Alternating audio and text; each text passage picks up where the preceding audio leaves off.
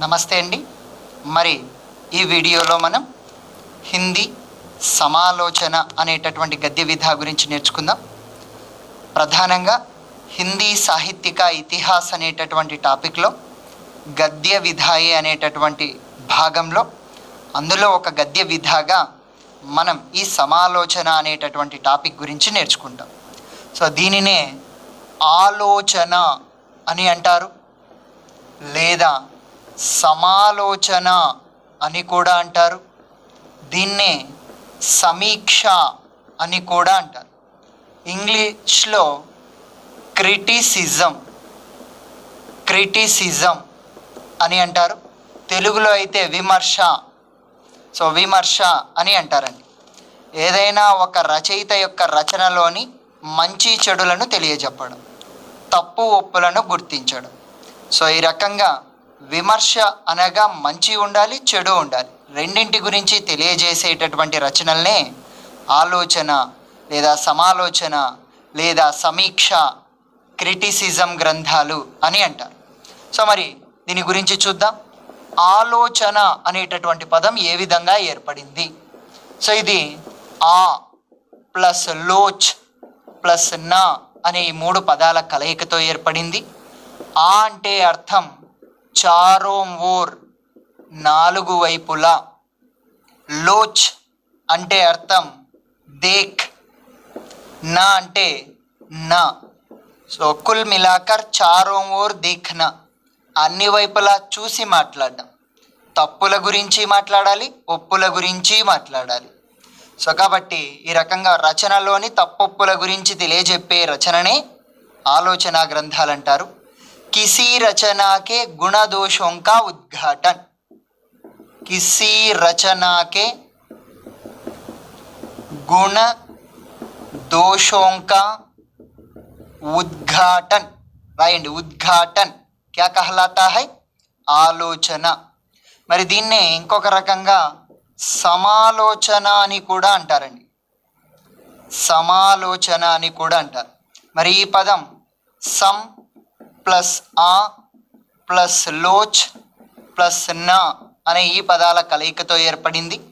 వీటన్నింటికి అర్థం ఏంటంటే, వీటన్నింటికి సమ్ అంటే సమాన్, ఆ అంటే చారోం ఓర్, లోచ్ దేఖ్, నా అంటే నా, సమాన్ రూప్ సే దేఖ్నా లేదా సమాన్ దృష్టి సే దేఖ్నా, समान दृष्टि से देखने की प्रक्रिया సమాలోచన హై. మరి దీన్ని ఇంకొక రకంగా ఏమంటారని చెప్పామండి? సమీక్ష. ఏమంటారని చెప్పుకున్నాం? సమీక్ష. సమీక్ష అనేటటువంటి పదం సమ్ ప్లస్ ఈక్ష అనే రెండు పదాలతో ఏర్పడింది. సమ్ అనగా అర్థం సమాన్, ఈక్ష అంటే అర్థం देखना. सो कुल मिलाकर समान रूप में देखना, समान रूप में देखने की प्रक्रिया क्या कहलाती है? సమాలోచన. రచనలోని విషయాలను మంచి పరంగా చెప్పడం, చెడ్డు పరంగా చెప్పడం, రెండింటి పరంగా చెప్పడాన్నే ఆలోచన, సమాలోచన, సమీక్ష అని అంటారండి. ఇంకా ఈ ఆలోచన అనేటటువంటి విధానానికి సంబంధించినటువంటి వివరాలను చూసినట్లయితే ఇది నిబంధ అనే విధాకి దగ్గరగా ఉంటుంది. నిబంధ విధాసే సామ్యత రక్తి హై. నిబంధ విధాసే సామ్యత రఖనే వాली విధా ఆలోచన. మీకు గతంలోనే చెప్పాను. ఉపన్యాస్ విधा से समानता रखने वाली विधा कहानी, नाटक विधा से साम्यता रखने वाली विधा ఏకాంకి, నిబంధ విధా సే సామ్యత రఖనే వాली విధ అయితే ఆలోచన అండి. అదేవిధంగా మరి సంస్మరణ్ మరియు ఆత్మకథ ఈ రెండు కూడా చాలా దగ్గరగా ఉంటాయి. మరి వీటన్నిటికి సంబంధించిన ఒక టేబుల్ చూద్దామండి. ఏ రెండు దగ్గర పోలికలు? ఉపన్యాస్ ఈక్వల్ టు కహానీ దగ్గరగా ఉంటాయి. నాటక్ ఈక్వల్ టు ఏకాంకి, మరి నిబంధ ఈక్వల్ టు ఆలోచన, అదేవిధంగా ఆత్మకథ ఈక్వల్ టు సంస్మరణ్, సంస్మరణ్. అదేవిధంగా జీవని ఈక్వల్ టు రేఖాచిత్ర. దగ్గరగా ఉంటాయండి. సో ఈ రకంగా దగ్గరగా ఉండే విధాలన్నింటినీ ఒక దగ్గర రాసుకోవాలి. మరి ఇది निबंध विधा से साम्यता रखती है. इस विधा का आरंभ भारतेंदु युग से. आलोचना विधा का आरंभ భారతేందు యుగ్ సే హువా. ఏ విధ అయినా కూడా భారతేందు యుగం నుండే అండి. అన్ని విధాల ప్రారంభం మ్యాక్సిమం భారతేందు యుగంలోనే. మరి అందుకే భారతేందుని హిందీ గద్దికా జనక్ అని అంటారండి. మరి హిందీ ఆలోచనక జన్మదాత అని కూడా ఎవరిని అంటారంటే భారతేందుని. హిందీ ఆలోచనక జన్మదాత అని ఎవరిని అంటారంటే భారతేందు హరిశ్చంద్రని అంటారండి. మరి ప్రథమ ఆలోచక్ కూడా ఎవరంటే భారతేందు హరిశ్చంద్రే. ప్రథమ ఆలోచక్ ఎవరంటే ఈ భారతేందు హరిశ్చంద్రే అండి. ఆధునిక ఆలోచనక జనక్ అని ఎవరిని అంటారంటే ప్రేమ్ఘన్. రాసుకోండి. ఆధునిక ఆలోచనక జనక్. ఈ ఆధునిక్ అనే పదం వస్తే మాత్రం ప్రేమ్ఘన్, బద్రీనారాయణ్ చౌదరి ప్రేమ్ఘన్. సాధారణంగా జనక్ అయితే భారతేందు, ఆధునిక్ అనే పదం వస్తే మాత్రం ప్రేమ్ఘన్ అండి. మరి ఆలోచన సమ్రాట్ అని ఎవరిని అంటారు? ఇవన్నీ దగ్గరగా ఉండేటటువంటివే అండి. ఆలోచన సమ్రాట్ ఎవరంటే చూడండి, ఆచార్య రామచంద్ర శుక్లజీ. आलोचना सम्राट शुक्ल जी. आधुनिक हिंदी में व्यावहारिक आलोचना का जनक అని ఎవరిని అంటారంటే బాలకృష్ణ భట్. आधुनिक हिंदी में व्यावहारिक आलोचना का जनक, व्यावहारिक आलोचना का जनक అని ఎవరిని అంటారు? బాలకృష్ణ భట్ అండి. బాలకృష్ణ భట్.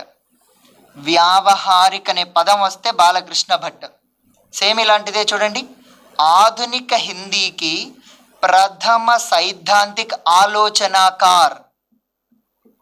ఆధునిక హిందీకి ప్రథమ సైద్ధాంతిక్ ఆలోచనాకార్ అని ఎవరిని అంటారు? భారతేందు హరిశ్చంద్ర అండి. భారతేందు హరిశ్చంద్ర. మీరు పూర్తిగా రాసుకోండి, అన్ని దగ్గరగా ఉన్నాయి. అదేవిధంగా తులనాత్మక ఆలోచన కా సూత్రపాత్. తులనాత్మక్ ఆలోచన కా సూత్రపాత్ ఎవరు చేశారు? తులన అయితే పద్మసింహ శర్మ. పద్మసింహ శర్మ. ఇంకొకటి शोध एवं अनुसंधानात्मक समीक्षा का विकास. शोध एवं అనుసంధానాత్మక్ అంటే రీసెర్చ్ పరంగా. అనుసంధానాత్మక్ రీసెర్చ్ చేసి క్రిటిసిజం రాసినటువంటిది. शोध एवं अनुसंधानात्मक समीक्षा का विकास. समीक्षा का विकास. ఈ వికాస్ చేసింది ఎవరంటే నాగరి ప్రచారిణి సభ. నాగరి ప్రచారిణి సభ. ఇంకా కూడా చూడండి, హిందీ కా ప్రథమ లోకవాది ఆలోచక్ అని ఎవరిని అంటారు? హిందీ కా ప్రథమ లోకవాది ఆలోచక్ అని ఎవరిని అంటారు? మహావీర ప్రసాద్ ద్వివేది. లోకవాది ఎవరంటే మహావీరుడు. శోధ అనుసంధానాత్మక అయితే నాగరి. తులనాత్మక్ పద్మసింహ శర్మ. ప్రథమ సైద్ధాంతిక్ అనే సిద్ధాంతాలు చెప్పింది భారతేందు. వ్యావహారిక్ బాలకృష్ణ భట్. ఆలోచన సమ్రాట్ అయితే శుక్లజీ. ఆధునిక ఆలోచన జనక్ అయితే ప్రేమఘన్, ప్రథమ ఆలోచక్ భారతేందు, హిందీ ఆలోచన కా జన్మదాత భారతేందు, ఆరంభమైంది భారతేందు యుగంలో, నిబంధ విధాసే సామ్యత రక్తి హై ఏదండి ఆలోచన. ఇవే కాకుండా ఇంకొకటి కూడా ఉందండి, శుక్లజీకే అనుసార్ సమాలోచన కా సూత్రపాత్. శుక్లజీ ప్రకారంగా సమాలోచనను తయారు చేసింది మొదలు పెట్టింది ఎవరంటే భట్టజీ ఔర్ చౌదరి. అంటే ఓకే, భట్టజీ అంటే కనుక ఇందాక మనం చెప్పుకున్నటువంటి బాలకృష్ణ భట్ మరియు చౌదరి, వీళ్ళిద్దరు. ఎస్ రాయండి, ఇక్కడ కనిపించకపోయినా శుక్లజీకే అనుసార్ సమాలోచన కా సూత్రపాత్ భట్టజీ और चौधरी जी, భట్టజీ और చౌదరి జీ. సో ఇది దేనికి దానికి మనం బాగా గుర్తుపెట్టుకోవాలి. ఆలోచన ఆ ప్లస్ లోచ్ ప్లస్ నా, చారోं ओर देखना, किसी रचना के गुण दोषों का उद्घाटन करना. ఇక్కడ ఏం లేదండి, సింపుల్గా చెప్పుకోవాలంటే ఎవరైనా ఒక వ్యక్తి రాసి ఉంటాడు, ఉదాహరణకి ఫలానా జయశంకర్ ప్రసాద్ కామాయిని రాశాడండి. ఆ కామాయిని అనే పుస్తకాన్ని అంతా బాగా చదివి సో అందులో ఉన్నటువంటి మంచి చెడుల గురించి చెప్పాలి. మనకి ఈ రకంగా సమాలోచన గ్రంథంగా మనకి 9th క్లాస్లో ఒక సినిమా పైన సమీక్ష ఇచ్చారండి, తారే జమీన్ పర్ అనే సినిమా గురించి. ఆ సినిమాలో ఉన్న మంచి ఏమిటి చెడు ఏమిటి, మొత్తానికి ఆ పాఠంలో మంచి విషయాలనే తెలియజెప్పడం జరిగింది. ఆ సినిమా వల్ల జరిగే ప్రయోజనాలని మాత్రమే తెలియజెప్పారు, చెడు అంటూ ఏమీ చూపించలేదండి. సో కానీ చెడు మంచి రెండింటి గురించి చెప్పాల్సి ఉంటుంది, అదే ఆలోచన లేదా సమాలోచన లేదా సమీక్ష. సో మరి ఇదంతా కూడా మ్యాటర్ మనం బాగా గుర్తుపెట్టుకోవాలి. ముఖ్యంగా ఇక్కడ కన్ఫ్యూజ్డ్ బిట్స్ అన్నీ ఉన్నాయి, దేనికి దానికి బలపరిచే పదంతో గుర్తుపెట్టుకోండి. ఆలోచన జన్మదాత అయితే భారతేందు, ప్రథమ అయితే భారతేందు, ఆధునిక యుగంలో అయితే ప్రేమఘన్, సామ్రాట్ అయితే శుక్ల, వ్యావహారిక అయితే బాలకృష్ణ భట్ట, సైద్ధాంతిక అయితే భారతేందు, తులన అనే పదం వస్తే పద్మ, శోధ లేదా అనుసంధానం అనే పదం వస్తే నాగరీ ప్రచారిణి సభ, లోకవాది ఎవరంటే మహావీర్ ప్రసాద్ ద్వివేది, శుక్లజీ ప్రకారంగా సూత్రపాత్ అయితే భట్టజీ చౌదరీజీ ఇద్దరు. మరి దీని తర్వాత నెక్స్ట్ టాపిక్ ఏంటంటే హిందీ భాషలో మొట్టమొదటి సమాలోచన గ్రంథం ఏమిటి, ప్రథమ ఆలోచన గ్రంథం గురించి ఇక్కడనే చూద్దామండి. ఎస్, ప్రథమ ఆలోచన, హిందీకి ప్రథమ ఆలోచన ఎవరి ప్రకారంగా మొదటి ఆలోచకుడు ఎవరు, ఆయన రాసిన మొదటి ఆలోచన గ్రంథం. సో మరి మొదటగా అధిక విద్వానోంకే అనుసార్, అధిక విద్వానోంకే అనుసార్ ప్రథమ ఆలోచక్ ఎవరంటే భారతేందు హరిశ్చంద్ర, ఎక్కువ మంది ప్రకారంగా. మరి ఈయన రాసినటువంటిది మొట్టమొదటి ఆలోచన ఏదంటే నాటక్ అనేటటువంటి ఆలోచన 1883లో రాశాడండి. ఇది నాట్యశాస్త్రం పైన రాయబడినటువంటి గ్రంథం. అధిక విద్వానోं के अनुसार ప్రథమ ఆలోచక్ భారతేందు, ప్రథమ ఆలోచన నాటక్. మరి పెద్ద ఆయన ఆచార్య రామచంద్ర శుక్లజీకే అనుసార్ ప్రథమ ఆలోచక్ ఎవరని చెప్పుకున్నామండి, భట్టజీ ఔర్ చౌదరీజీ, వీళ్ళిద్దరూ ఉన్నారని చెప్పుకున్నాం. మరి వీరు రాసిన మొదటిది సంయోగిత స్వయంవరికి సమీక్ష, లాలా శ్రీనివాస్ దాస్ రచించారు కదా సంయోగిత స్వయంవర్ అని, ఆ పుస్తకం పైన రాయబడిన సమీక్ష. సంయోగిత స్వయంవర్కి సమీక్ష మీరు పూర్తిగా రాసుకోండి, ఈ పుస్తకం సంయోగిత స్వయంవర్కి సమీక్ష. నెక్స్ట్ బచ్చన సింహకే అనుసార్, బచ్చన సింహకే అనుసార్ ఓన్లీ బాలకృష్ణ భట్ అండి, బాలకృష్ణ భట్. బచ్చన్లో బాగుంది కాబట్టి బాలకృష్ణ భట్. మరి బాలకృష్ణ భట్కి రచన, సో ఇది సంయోగిత స్వయంవర్ కూడా ఇద్దరు కలిసి రాసినటువంటిది. సో భట్టజీ రచన ఇది కూడా సంయోగిత స్వయంవర్ అండి, సంయోగిత స్వయంవర్, స్వయంవర్కి సమీక్ష. శుక్లజీ ప్రకారంగా ఇదే, బచ్చన్ ప్రకారంగా కూడా ఇదే. సో ఈ సంయోగిత స్వయంవర్ దీన్ని రచించింది భట్టజీ అని అనుకుంటూ ఉంటారండి. సో అంటే సంయోగిత స్వయంవర్ రచించింది లాలా శ్రీనివాస్ దాస్, దాని సమీక్ష రచించింది బాలకృష్ణ భట్. జాగ్రత్తగా గుర్తుపెట్టుకోవాలండి. సంయోగిత స్వయంవర్ కినికి రచన హై అన్నాడు అనుకోండి లాలా శ్రీనివాస్ దాస్, సంయోగిత స్వయంవర్కి సమీక్ష కినికి రచన హై అన్నాడు అనుకోండి బాలకృష్ణ భట్. కన్ఫ్యూజ్ అవ్వకోకుండా మనం గుర్తుపెట్టుకోవాలి. సమీక్ష అయితేనే బాలకృష్ణ, ఒరిజినల్ పుస్తకం ఎవరిదంటే లాలా శ్రీనివాస్ దాస్. ఇంకా కూడా ఆలోచనకి సంబంధించిన వివరాలను చూసినట్లయితే చూడండి, ఆలోచన అనేది లలిత సాహిత్యిక ఏక అంగ హై అన్నది నగేంద్ర. లలిత సాహిత్యిక ఏక అంగ హై అని పేర్కొన్నటువంటిది డాక్టర్ నగేంద్ర. మరి ఆలోచన యొక్క ఆత్మ కలామై కింటు శరీర్ వైజ్ఞానిక్ అన్నది కూడా నగేంద్రే. ఇస్కి ఆత్మ కళాత్మక్ హోతీ హై పరంతు శరీర్ వైజ్ఞానిక్ హోతా హై అని పేర్కొన్నటువంటిది కూడా డాక్టర్ నగేంద్రే అండి. ఆలోచనకి ఆత్మ కళాత్మక్, శరీర్ వైజ్ఞానిక్ అన్నది నగేంద్ర, ఆలోచన లలిత సాహిత్యిక ఏక అంగ హై అన్నది కూడా నగేంద్రే అండి.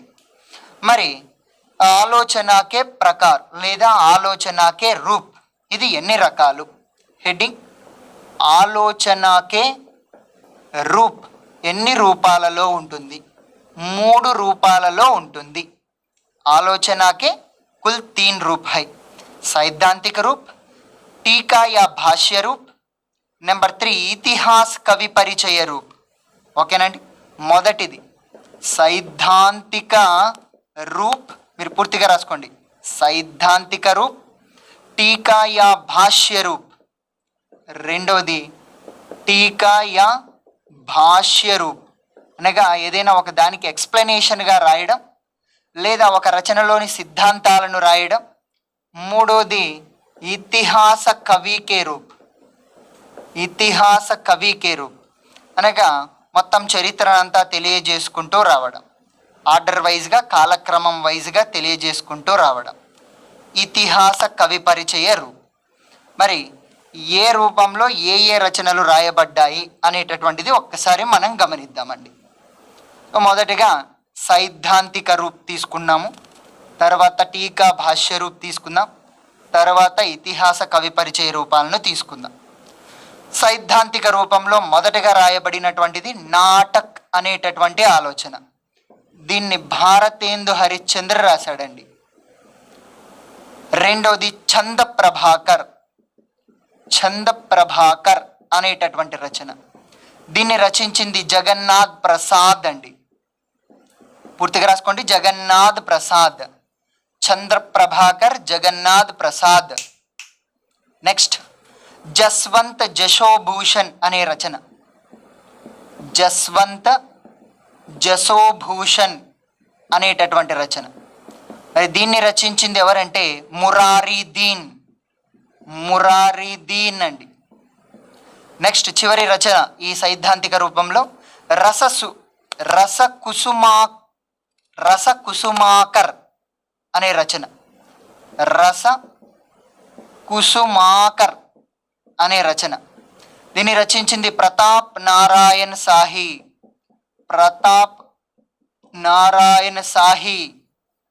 చూడండి, నాటక్ భారతేందు, చంద్ర ప్రభాకర్ అయితే జగన్నాథ్ ప్రసాద్, జస్వంత్ జశోభూషణ్ మురారి దీన్, కుసుమాకర్ అంటే పువ్వులాగా ఉండేది అని అర్థం. కుసుమాకర్ అయితే ప్రతాప్ నారాయణ సాహి. సో ఇవి సైద్ధాంతిక రూపంలో రాయబడినటువంటి ఆలోచన గ్రంథాలు. ఇప్పుడు టీకా యా భాష్య రూప్ అంటే ఎవరో కవి రాసేసి ఉంటారు దోహాల రూపంలో, శ్లోకాల రూపంలో, దాని ఎక్స్ప్లెనేషన్ గద్యం రూపంలో ఇవ్వడం.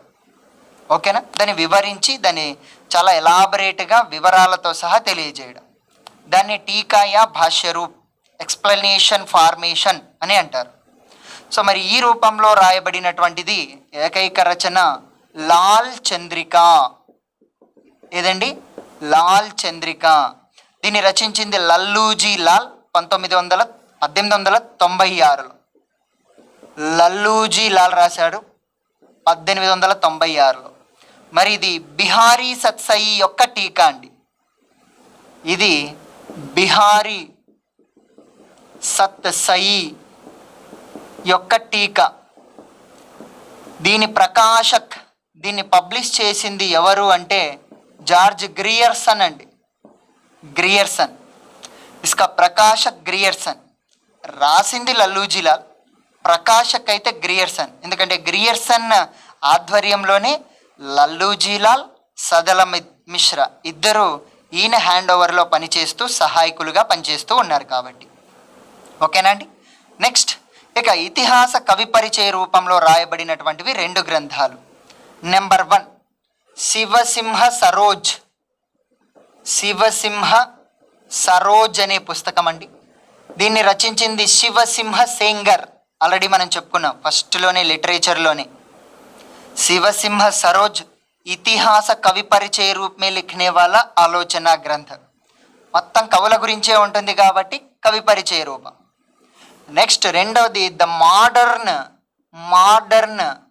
Modern vernacular literature of Hindustan. The modern vernacular literature of Hindustan. దీన్ని రచించింది జార్జ్ ग्रियर्सन. सो बिट्टी ఈ విధంగా కూడా రావచ్చండి. निम्न में टीका या भाष्य रूप में लिखने वाली समालोचना ग्रंथ कौन सा है? निम्न में सैद्धांतिक रूप में लिखने वाला समालोचना ग्रंथ क्या है? లేదా ఈ విధంగా అడగొచ్చు. మరి గ్రియర్సన్ के द्वारा प्रकाशित टीका या भाष्य ग्रंथ क्या है? ग्रियर्सन द्वारा प्रकाशित टीका या भाष्य ग्रंथ लाल चंद्रिका. మరి అదేవిధంగా శివసింహ సేంగర్ के द्वारा लिखित इतिहास कवि परिचय समालोचना ग्रंथ क्या है? శివసింహ సరోజ్. సో ఈ రకంగా మనల్ని బిట్లు అడిగే అవకాశం ఉంది. మరి జస్వంత్ జశోభూషణ్ కే లేఖక్ కౌన్ హై? మురారి దీన్. ఓకేనండి. సో ఇది ఆలోచన అనేటటువంటి దానికి సంబంధించినటువంటి ఇంట్రడక్షన్ అండి. సో ఆలోచన, ప్రథమ ఆలోచన అధిక విద్వానోं के अनुसार మొదటివాడు భారతేందు. మొదటిది నాటక్. శుక్ల ప్రకారంగా భట్టజీ చౌదరిజీ రాసినటువంటి సంయోగిత స్వయంవరికి సమీక్ష.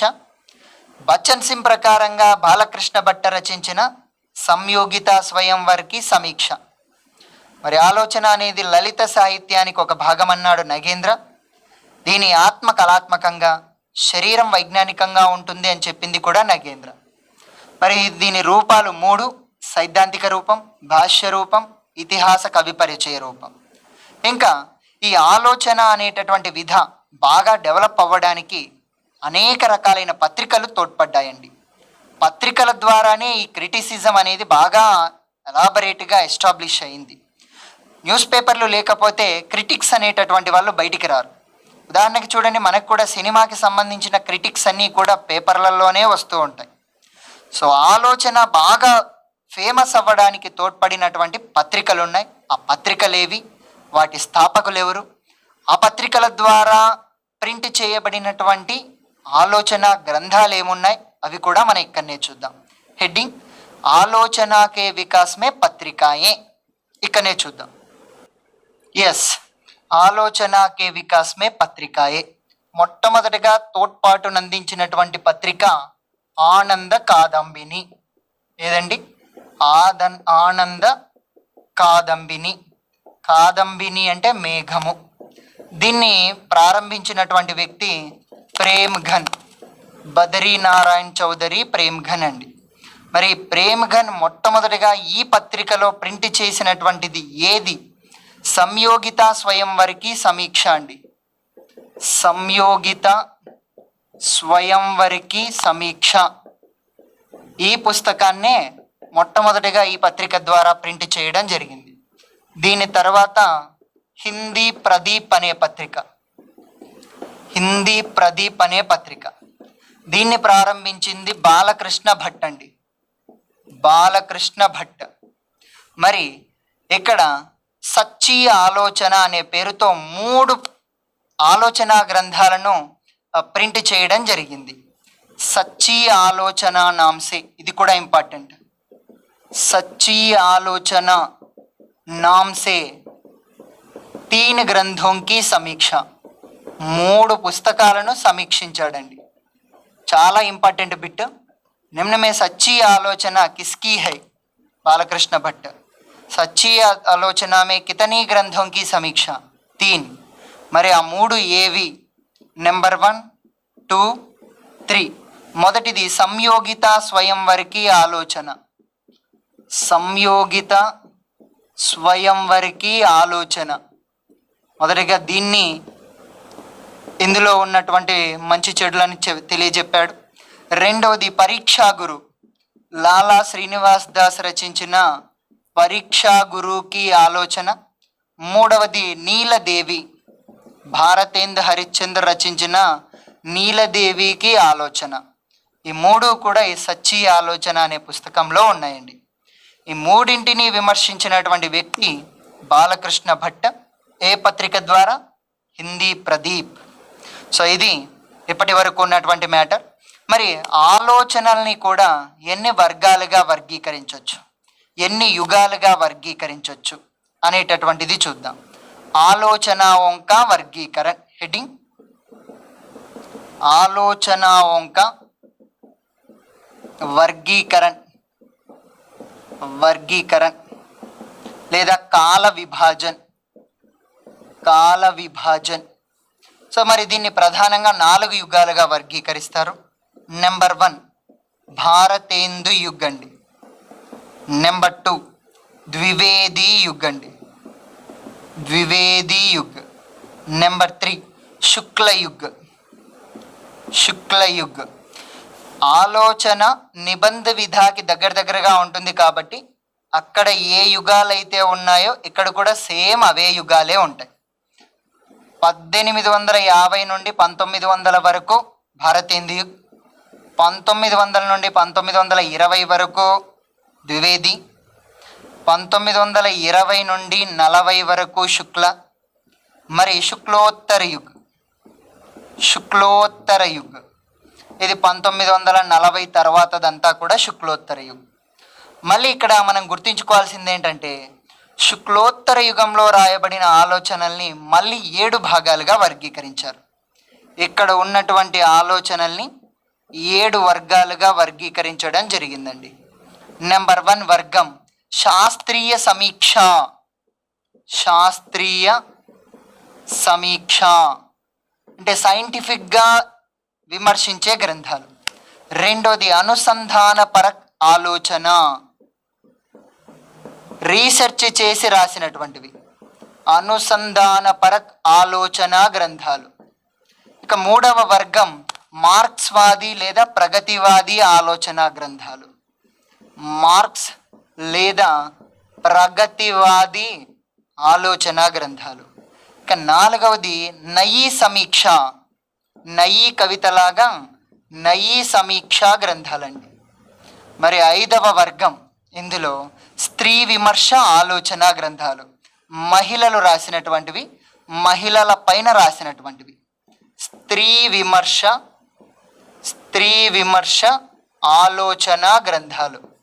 ఇక 6వది దళిత విమర్శ ఆలోచన గ్రంథాలు, దళితుల గురించి. 7వది వివిధ్, ఇంకా రకరకాలన్నీ వస్తాయి. సో మరి శుక్లోత్తర యుగంలో రాయబడినటువంటి వాటిని మళ్ళీ 7 వర్గాలుగా చేశారు. శాస్త్రీయ సమీక్షా గ్రంథ, అనుసంధాన పరక్, మార్క్స్ ప్రగతివాది, నయీ సమీక్ష, స్త్రీ విమర్శ ఆలోచన, దళిత విమర్శ ఆలోచన గ్రంథ, వివిధ గ్రంథ. సో మరి ఇంతవరకు మనం చదువుకున్నట్లయితే మొత్తం సమాలోచన అనే టాపిక్ కంప్లీట్ అవుతుంది. ఈ యుగాల్లో ఎవరెవరు ఏమేమి రాశారనేది చదువుకుంటే మొత్తం కంప్లీట్ అయిపోతుంది. ఇప్పుడు మరి నెక్స్ట్ ఫోల్డర్ నుండి ఒక్కొక్క యుగంలో ఒక్కొక్క ఫోల్డర్లో ఒక్కొక్క వాళ్ళని, భారతేందు యుగంలో రాయబడినటువంటివి, ఇక్కడ ద్వివేది యుగంలో రాయబడినటువంటివి పేర్చుకుంటూ వస్తామండి.